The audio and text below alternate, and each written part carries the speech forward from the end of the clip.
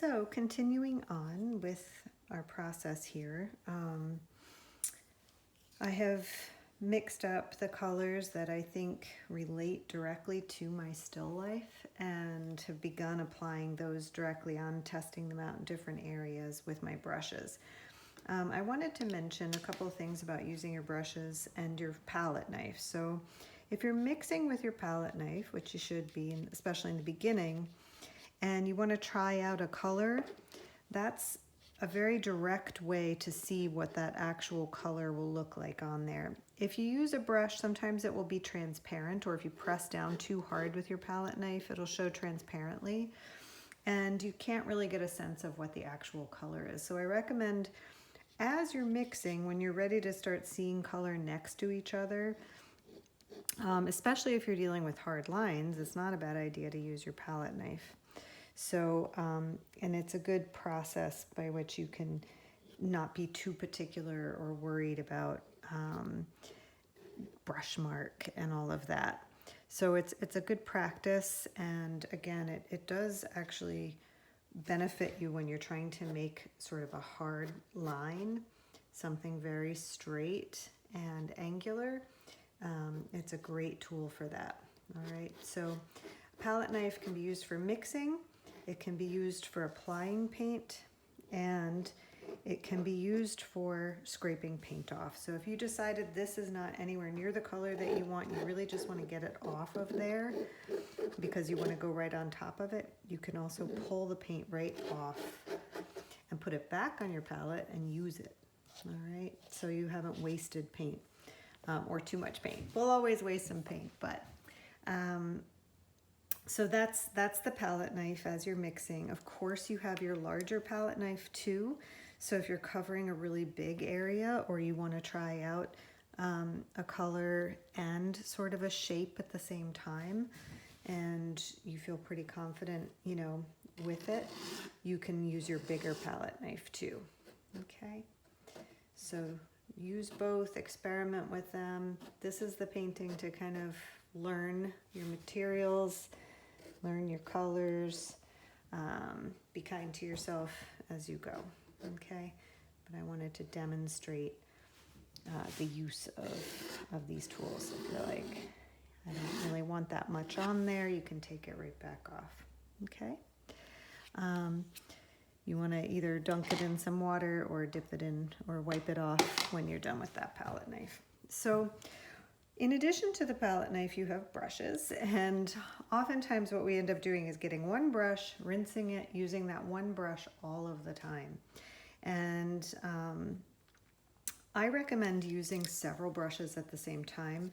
So for instance, if you've mixed up sort of your dark color that you're using to try and get this black, and you're applying it here, you might want to, you know, make variations in this black later, but you also might want to come back to it. You might not paint the entire thing all at once, but you might want to come back to it because you're not sure about the shape or whatever the reason. You can dip in a little water to keep it wet and just put it right next to that color or to the side and be like, okay, that's the brush I'm using for the black right now.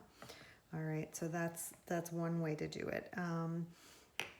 And then also for the scale of things, you know, if I'm using this brush for my reds and my pinks, you know, it just kind of, it might be all of the reds and pinks, but it might help you to just not have to be washing your brushes out so much. It also helps with keeping a variety of brush mark, and that's really great too, so that everything doesn't look the same necessarily in the end. So that's your brushes.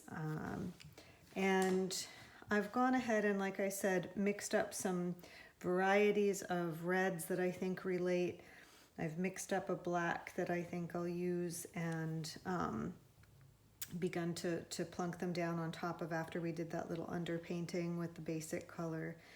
And this is where now we're going to see how color works together and on top of itself. And so I might want to start putting in, again, that green is really important because for me, because there's a large quantity of it, and I want to see how the green looks right next to the pink, because context, or the relationship of color, one color right next to another, really changes the way that we see that color. So if I leave sort of a white between them, I'm not really getting a sense of what that color is doing. And again, the nice thing about using two brushes at once is you can paint two things at once. So if I say I actually want to have this come a little closer, you can, and it's not a big deal. Or if you're like, oh, actually that didn't go all the way off, I want it to, I see that it goes like this. You know, if you're using enough paint, you can go right into that. And using the paint like that rather than rinsing also keeps your paint from getting what we call muddy or too mixed together. And it also gives a very nice, what we call wet into wet sort of edge between the shapes, so that there's a nice relationship between the two. So I'm just going to kind of keep painting with this method so that you can see how I might go about. And I add sometimes just a tiny bit of water, but really this is quite fluid paint. And our goal is to try to have the painting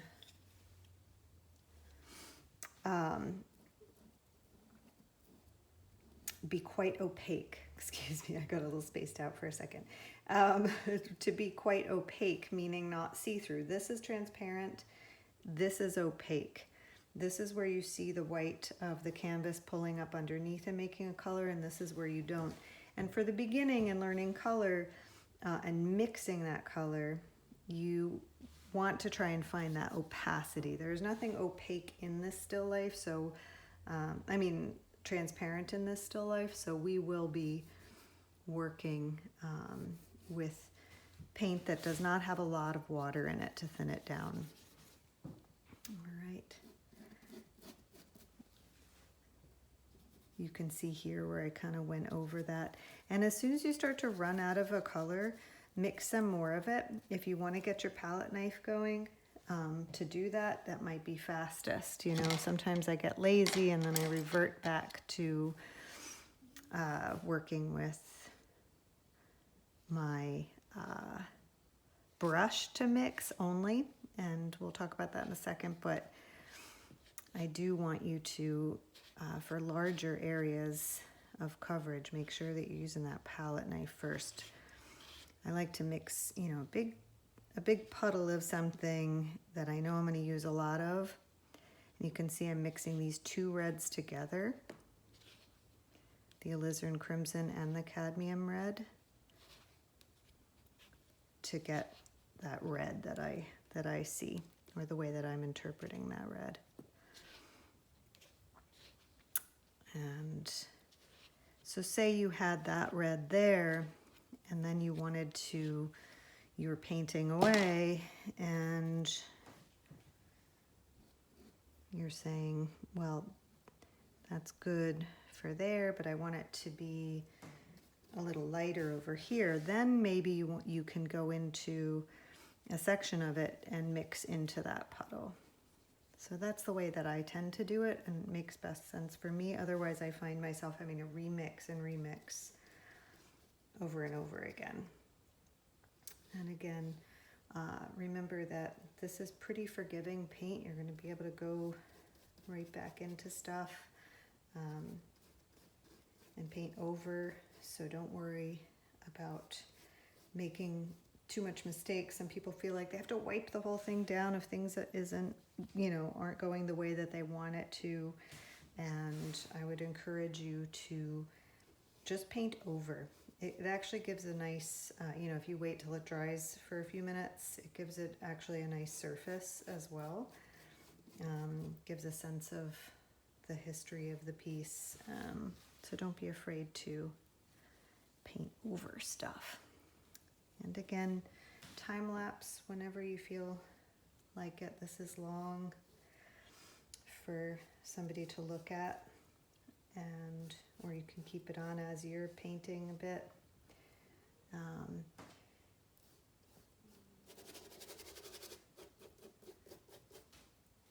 Notice that I'm dipping back into this paint a lot to get the amount of paint on the canvas that I need. So don't try and be stingy with your paint and let it, spread it out too much. That will just end up being transparent. And I like to turn my brush a lot when I'm mixing, just to kind of get it purely mixed as best as possible on the palette itself. And remember, this is just a first pass. You're going to be able to go back and make color adjustments and value adjustments as you go. Okay. Okay, I might want to switch over to my green a bit. And I'm working under this really hot, high voltage light, and so my paints are drying out hopefully a little quicker than yours will. It's nice on the palette for your paint to stay wet as long as possible, because otherwise it's a waste. But it also is encouraging me to kind of paint fast.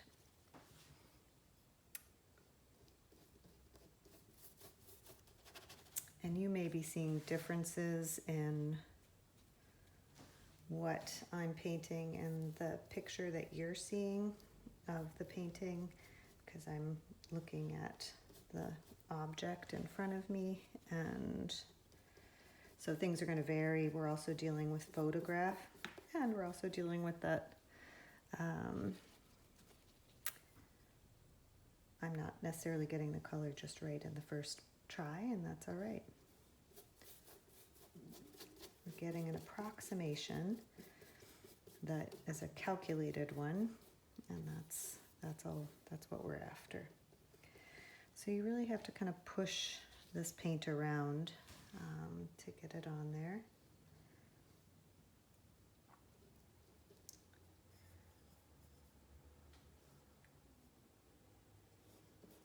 And you're slowing down toward the edge, but again, knowing that any kind of adjustments you need to make, you can make them. And that perfection in this particular situation is really not the goal. It's really just to understand the color. And honestly, this is the way you would begin any painting, even if you knew you were going to be working into a painting for a very long time.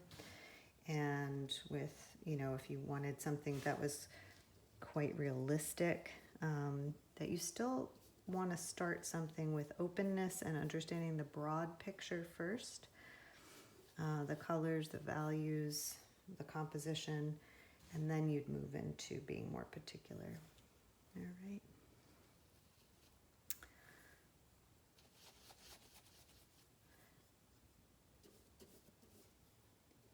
And you see I'm using a pretty big brush, but you can get pretty detailed. And by just not being nervous about using the big brush, right? So I'm kind of running out of this green, and I should stop. And that's why I say don't stop. I mean, do stop and mix, because it's hard when you're painting. You kind of just want to keep going, and you don't want to stop and mix more. But I will, to make a good example, and because I need more green.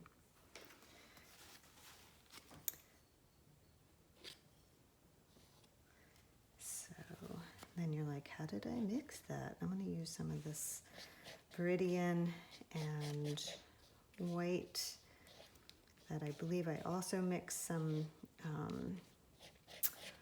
a bit of green that I used cerulean in with this mixture. But actually, as I move up toward the top of this, I see that it's getting cooler and lighter, so we'll see how this works. And I think that's actually working nicely up toward the top of the painting.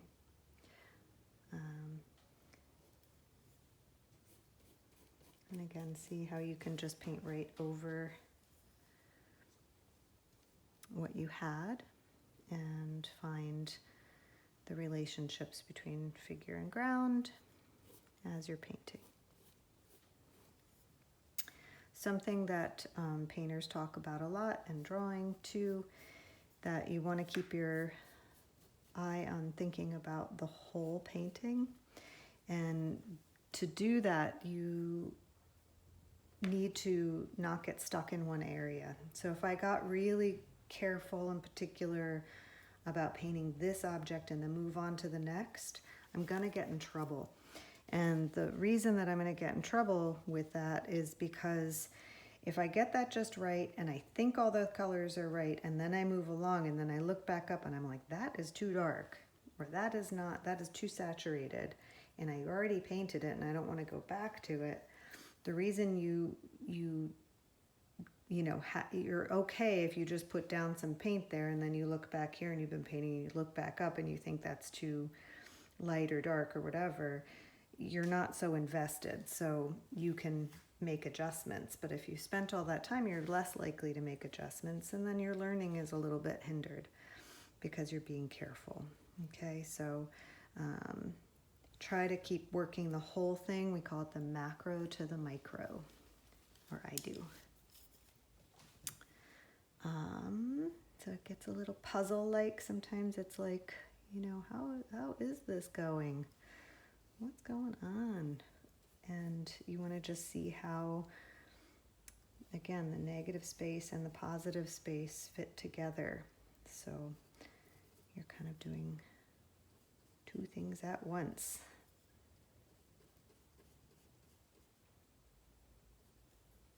And you certainly are ignoring certain things as you're doing the macro. I'm noticing there's a little shadow there, but right now I'm just going to try and get in the bigger shapes.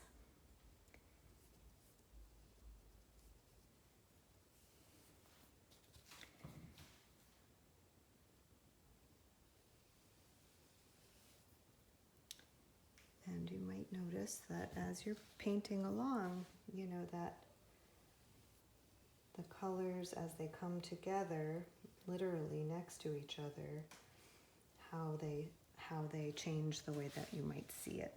So notice, try to just be aware and thinking about color more than thinking about, am I making a good painting? Is this what she wants? Is this is hard, I'm feeling frustrated, or I'm really good at this and this is really looking like the objects that are in front of me. Just let all those thoughts come and go, and keep your eye moving around the page. Don't be afraid to make adjustments. They're so easy. Sometimes even like a little paint will show through and maybe you decide to leave that, and that looks really kind of lovely. You can go back and fix something right away if you want, quote unquote. Again, this paint is very forgiving if you let it be.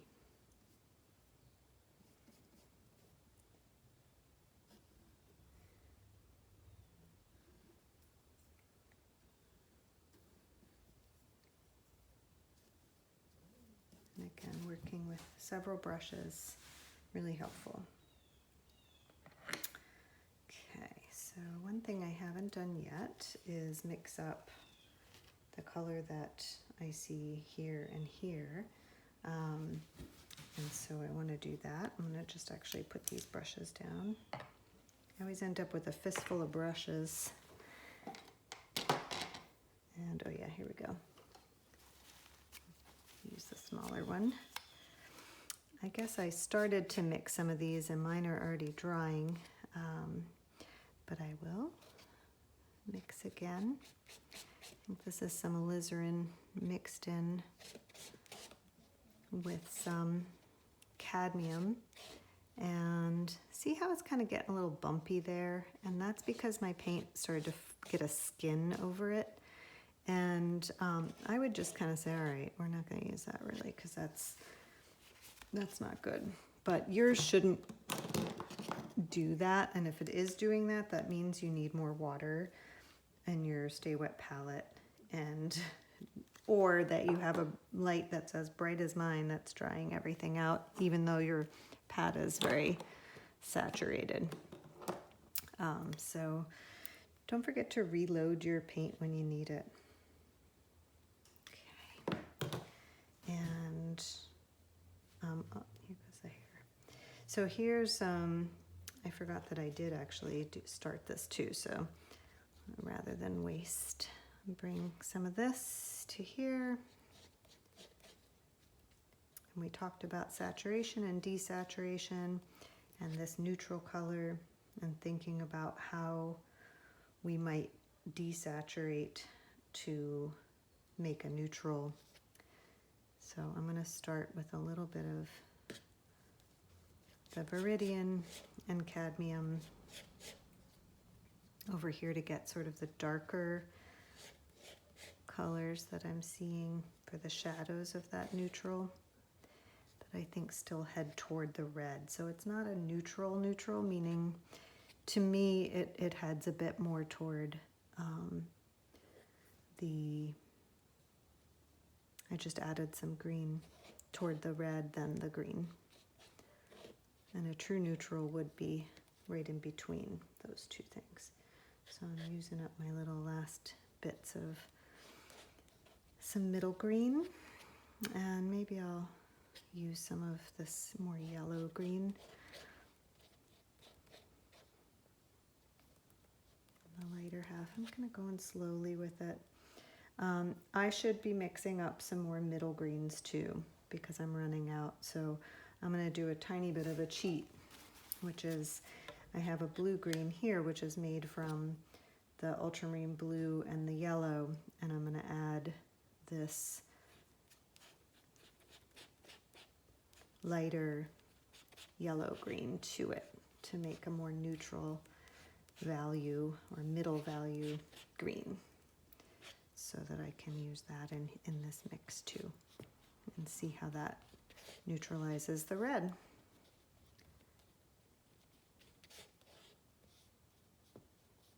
And that's getting me much closer to the color that I'm perceiving, along with the shadow kind of color. So if I add Viridian, which is a darker green than this green, to the cadmium red, it's going to cool it a lot more, and it's also going to darken it a lot more. So that's kind of the difference between a Viridian and a middle value ultramarine cadmium yellow green mixture. And if I want that to be lighter, of course, I can either add white. I can also just see how a bit more of this yellow green, it will bring it up in value, and it will desaturate it a bit, and it will warm it because there's so much yellow in that. Okay. So that seems like a nice range of colors that I might be able to use. And I know that when I start painting in with my brush, which I'm likely to use for this section, that I will be able to intermix between them. So this is the area that I want to kind of start out with. I'm using another brush, and you know, that looks pretty nice to me. Another thing to recognize about this paint is that it dries a little darker than when you first put it down. So you're not crazy if you're painting along and you're like, wait a minute, that looked so good a minute ago, and now it looks too dark. So I'm going to tell you that in advance, that acrylics, as opposed to oils, dry a little darker. So I'm looking at that and I'm thinking it's probably going to be too dark, because in life, these two things, these two different colors are actually very similar in value. And the way that I know that is because when I squint at them, they don't they don't look so different. And it looks pretty good right now, but I know that when it dries, it's going to get a little darker. So I'm just going to be aware of that and maybe use it, maybe lighten it a little bit by going back to the cadmium red and making a lighter version of this. And I might need to desaturate it a tiny bit.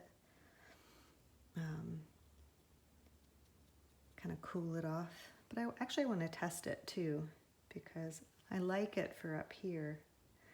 And so you can start to see that your brush is where you do the fine tuning with the mixing. You can do it with the palette knife too. But this is how I like to do it anyway. And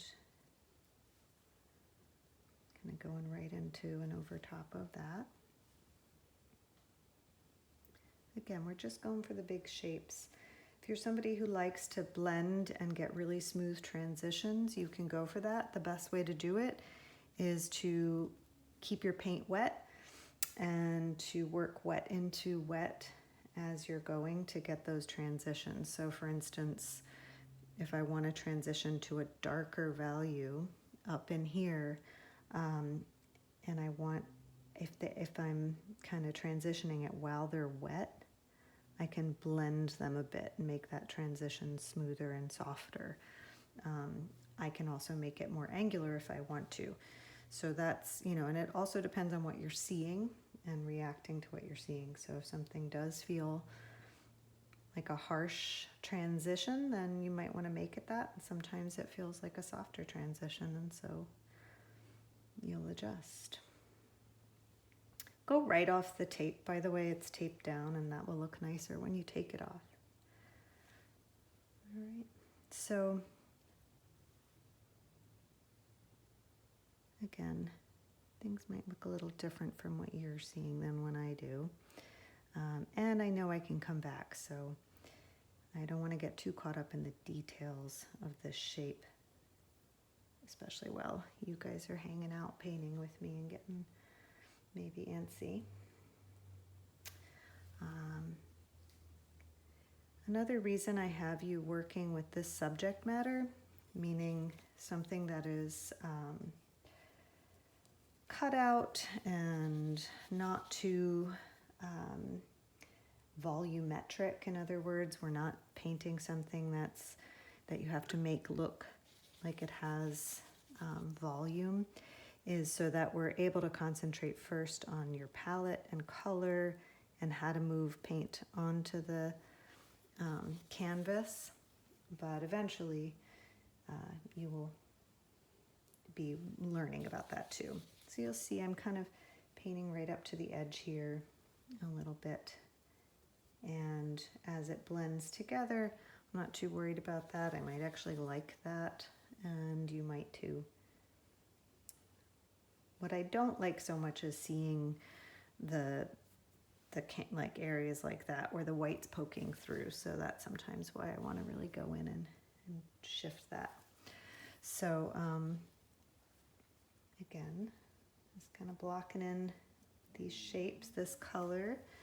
And now I might want to move on to thinking about, bringing in some smaller areas. I forgot this part too. While I've got the color out, I think it's good before it dries to try and block in the shape.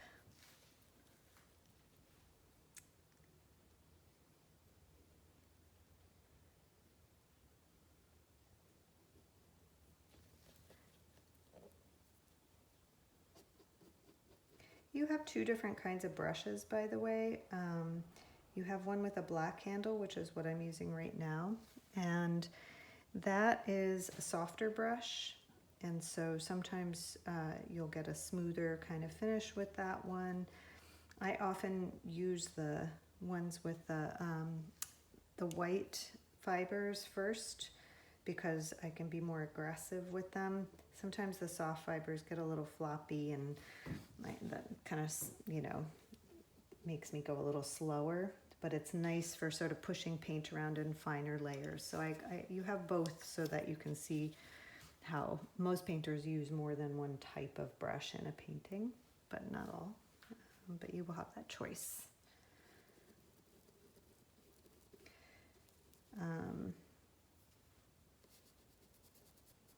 So at a certain point, you do want to feel like you've gotten rid of all the white on the canvas, because that white is going to mess up the way that, not really mess up, but really shift the way that you see the color. Oops, I just hit my camera stand. All right, so also be aware that if you leave your brushes just sitting out for a really long time, they'll dry, the paint will dry on them. So if you're not using them for a while, you can go ahead and stick them back in your water, which is what I just did. I was kind of up over here and I was thinking that I want to start thinking about that shadow color too. And so, you know, shadows here are not something that should necessarily come later, like at the end, as though they don't exist until the very end. They do. But if they're smaller shapes, then it makes sense that you're going to do them perhaps after you've done the bigger shapes. So you're just looking at shadow as shape and color and value. And so I'm seeing a sort of cooler red that's happening for the shadow shape in this area. And so I'm bringing my cooler red into the warmer reds that I was using for the ground color of that paper.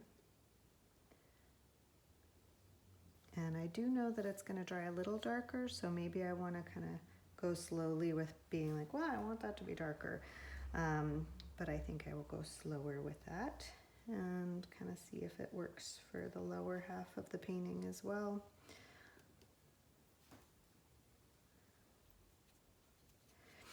And if you start to feel like, yeah, it does need to be darker and it needs to be a little further away from the red, well, maybe you need to add a bit of green to desaturate that. And so you can see that that kind of brings it to a different kind of dark. And again, you can work right wet into wet if you want to, right there. Noticing the differences. Might want to try a little Viridian to make that shadow even darker and see how that works here. So a shadow has color always, and often in a situation like this, a shadow has color that's relating to the color that the shadow is on. I'm also noticing that there's this white piece of paper that I need to think about, and there are shadows involved there, so maybe I'll just start, since it's on the red, start with a little bit of that shadow, and then think a little bit more about how I might want to approach those neutrals. And I think that there's a lot of relationship there between the Viridian and alizarin mixture that I made to do the black hand, which isn't done, but it's a first look. And so I mixed that up and say, well, that looks a little too purpley, so I'm going to add some more Viridian to that and see if that kind of tips it into a slightly more neutral gray, which it does a bit. And if this doesn't work, you know, I might say, well, maybe it needs a little bit of yellow green to kind of neutralize it even further. And that looks nice to me in terms of what I'm seeing. And so I'll plunk in some of these shapes as well. And again, I'm not getting all crazy with the details. I'm just looking for, I like to start with the middle tone rather than go straight to the lighter tones that I see in this little area. It's a piece of paper. And it's very easy to to lose sight of what's around it. So, you know, you might also want to, you know, work both at the same time, right? If you're feeling like you want to think about both shapes.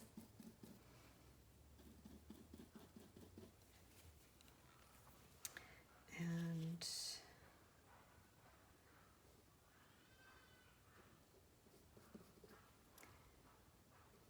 then I might want to make that lighter. Always when you add white to a color, you know, think about it, make sure that you feel, you know, you can try that out and look at it and then go, that's a little too bright, but also a little too light in value, but maybe it cooled off a little too much. And in this case, I'd be adding a little bit of that green, yellow green again to it to warm it up and maybe deepen it a little bit. And your brush strokes with something also make a big difference in how the painting reads. So you'll notice I haven't been doing the whole painting all with one brush stroke up and down or sideways. If you can react to the planar structure, which is a fancy way of saying the way that the angles and the volume that come together, and let your hand react to that, almost like you're sculpting it a little, the more sort of volume this painting will have, the more architecture, the more sculptural quality. Okay. So, but mostly you want to be, in this point, aware of getting opaque paint. See how that pink is kind of mixing in there? Well, maybe you love that, and then you kind of let that keep happening. If you don't, then you want to kind of paint back over it when you can. All right, so I'm going to leave that for a minute because I'm going to start getting, I tend to, with the little shapes, want to get a little more particular, and I can do that later, but I know that I have more to do here getting particular, so I'm going to leave that for now. And I keep running out of that green because guess what? That's a lot. So take a note that I'm running out of the green, so if your background's red, make sure you have enough of that, or if you have equal amounts of everything, then great. You know, maybe you just want to mix up a middle amount. I am going back into this because I really do want it to be opaque. This transparent color is really not what I want, not just because it's transparent, but because it's adding light from the canvas, and it's also shifting the way that it looks, and this is a very opaque green and the way it feels. So I do, you know, that you can use less paint to keep going over it then once you've got a good base down, and know that too. And if I'm adding water to it, I can kind of get a little bit more coverage once you've built paint. So that's why you want to kind of go aggressively in the beginning. All right. So same with the black is a very transparent color because you've mixed two transparent colors together. And I'm going to actually use some of this blue and yellow blue-green. That's ultramarine blue and cadmium yellow, because I think I want to head it toward a little bit bluer. And it's another nice neutral. And also it'll just kind of cover it a bit.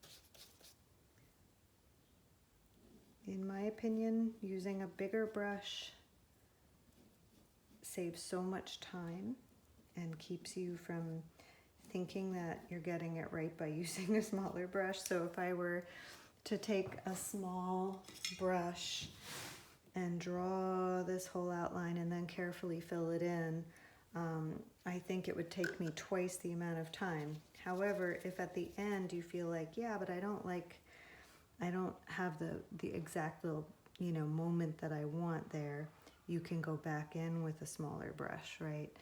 And find these little moments, okay?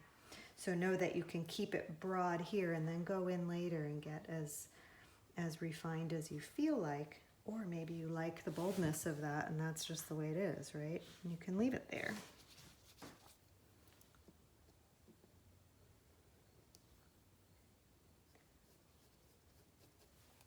Oh, look, I'm still using that brush after. We just go on automatic pilot sometimes and stop thinking, and so be aware if you're doing that, take a little break. Okay, and at a certain point you want to step back and take some notes. I'm noticing that strangely this actually feels like it needs to be darker rather than this needing to be lighter, which was my original thought about that. And so I might go into that again with a bit of a deeper. I'm going to use this blue-green again, since I want to use, essentially this is a complement, a blue-green and a red, and deepen that.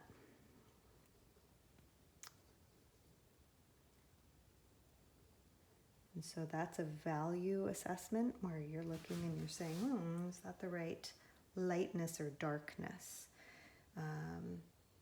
This looks like maybe it could be a little bit lighter actually. So I'll rinse off my brush a little. It's in the family, so I can keep that brush going and go back to this color. And I see almost like a pinkishness too, so I might as well use that pink. And then maybe take it down with its complement and pull that color in, see how that works.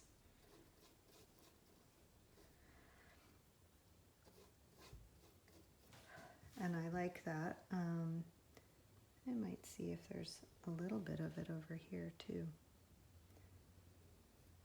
where the light might be hitting that side. So there are more shadow colors here. There's definitely more going on up in here, and there's a bit more going on with the black too. So what I'm going to do is mix up a little bit more of that green, and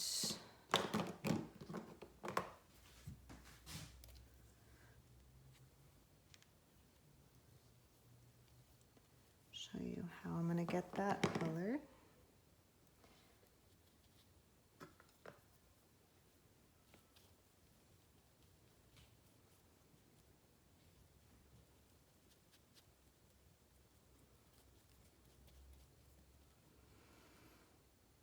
I'll warm that up a little bit.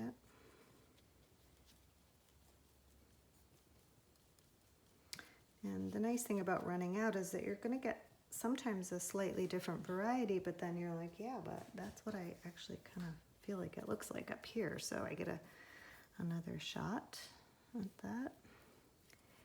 And what's under there will likely sort of still poke through a bit, and you'll get more dimensional color. And while you're there, you might be like, that's gonna pop a little bit in here. So always moving your eye around the canvas as much as you can, right?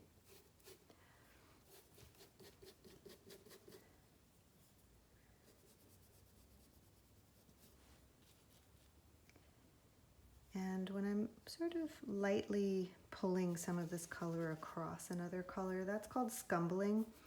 It's sort of pushing the paint across and into it rather than like really slathering on and covering the whole thing, so that in some ways I'm getting both of the colors optically mixing. Your eye is mixing both of the colors together um, because it's both warm and cool and it has all those different feelings to it, so that will help.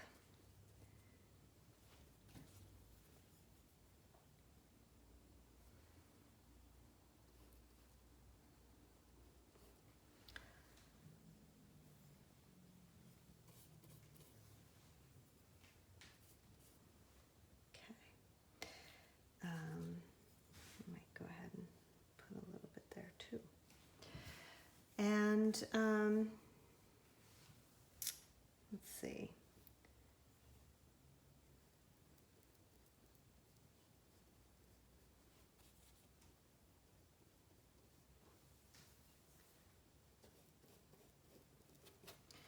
So up here is that shadow, and I know that it needs to get a lot darker than this, and this has white in it, and that shadow likely doesn't. So I'll probably want to just either rinse that brush out really well or get another brush going. Actually, I could use this brush because I was using it for my black, and I know that it has alizarin crimson and viridian green, and that's somewhat what's going to go in here. So I'm going to use that and pull some alizarin and viridian back together and test it and be like, okay, what's that all about? I mean, it works, but I feel like it needs to have more of the viridian because I want that shadow to feel green and dark. And so that's kind of nice. I could even pull a tiny bit of light into it and some warmth.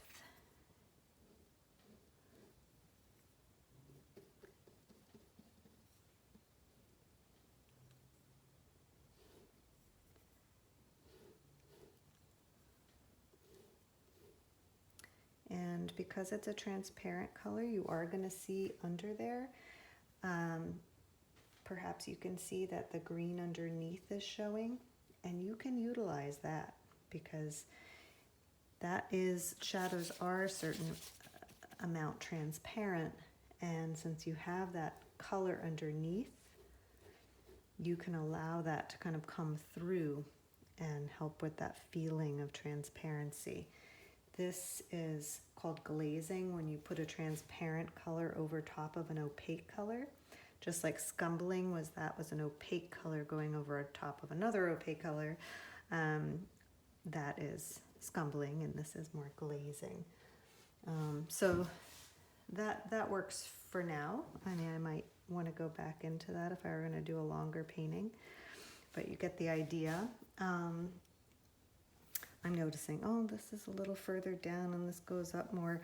I could make that longer right now, and you certainly could, but right now I'm not going to do that. But I'm noticing it, and I'm thinking either I'll get back to it or I won't do it at all because this is a color exercise. That's up to you again. That's a drawing thing, the way it came together. But now I kind of want to see up in here, since I did that shadow, thinking about this shadow and these shadows, and I've got this kind of cadmium alizarin mixture here, and I'm thinking it's quite warm and more related to this. I'm like, oh yeah, it's more in the alizarin kind of thing. So I'm going to rinse my brush so that I'm not battling that, and kind of go and start in here, which is just alizarin crimson and white, to think about this shadow color, this shadow triangle.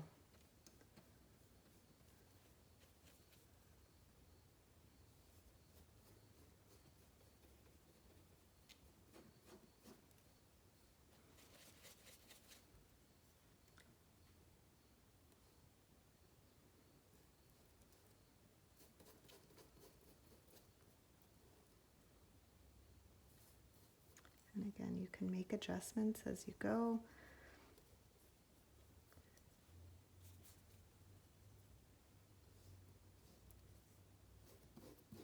All of you geometry students will know this is some kind of shape. I don't know what it is. A rhombus? I don't know.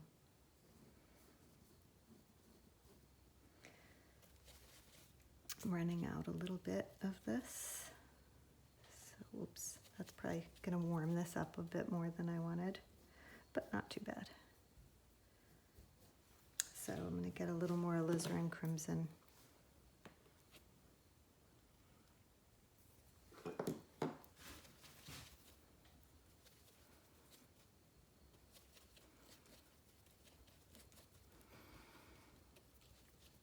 And I'm going to add a tiny bit of this viridian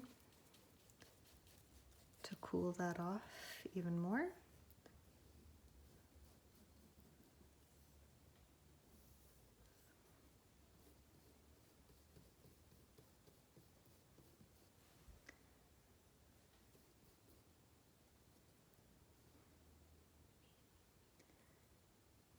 And then I'm going to add some white to it.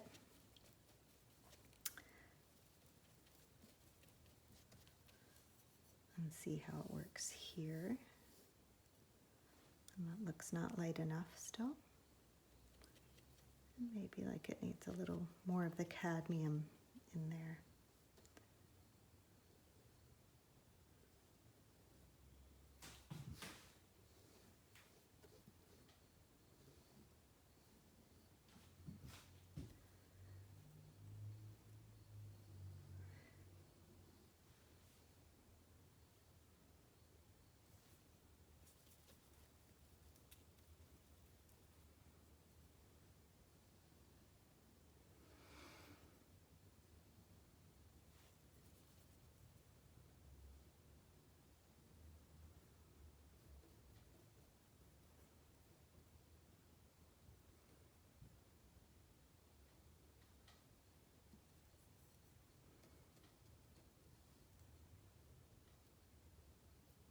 Some of you are going to be really good at precision lines and straight lines and all of that. Some of you are going to be so much better than I am at it. And some of you are not, and you're going to get really shaky lines and you've never painted before and you can't draw a straight line. And my advice for drawing straight lines is use your arm and your wrist and not try and do little tiny marks. And I would tell you that if you're in my drawing class. And I also would say be forgiving and do pay attention to color and do try to use your arm, but if it's still not working for you, just don't worry about getting a perfectly straight line. I don't care. If you're thinking about me, I don't care. I like a good wobbly line, and I also want you to be thinking about color as much as you can here, and putting down paint and getting it opaque rather than getting the drawing just perfect. All right, so I hope that helps make you feel slightly more relaxed about it. Some of you are just love it and love to get it angular, and this is your moment to shine. If you have angular things in your drawing, in your still life, which you probably do because it's paper. All right. I just want to keep going and going and going, and I will. But I just wanted you to see I need a break. You will need a break if you're watching this in real time, and to kind of step back and look and think about, I sort of, I definitely want this to be a little darker. I want to add some more light to this area. These two things are probably going to need differentiation. But essentially, if your painting is at this stage, after you've done all this mixing and it's looking like this, and you feel like you got the basic colors, that's great. Don't feel like you have to keep pushing and pushing and pushing. That's enough. This is a color exercise. I just put in, I don't know how much time, this was a long demo here, so maybe an hour, and I'd already mixed the colors, so that was maybe 45 minutes or an hour. I had to put together my still life, that was another hour. So that's, you know, we're heading toward what a class feels like, and with you watching these. So being in class and then you're 3 to 4 hours outside of class, that's about right. So, you know, don't feel, unless you're just like, man, I love it, I'm just going to keep going, that's you. But I want those of you to know, you know, that this is an exercise and this is what a color exercise can look like. All right. So please judge by that. All right. You know, about 6 to 8 hours per week, including, you know, our scheduled class time, which is what viewing these demos is, and starting. I'll be happy to answer questions, obviously. So I hope this is helpful, and I'll post the end result. All right.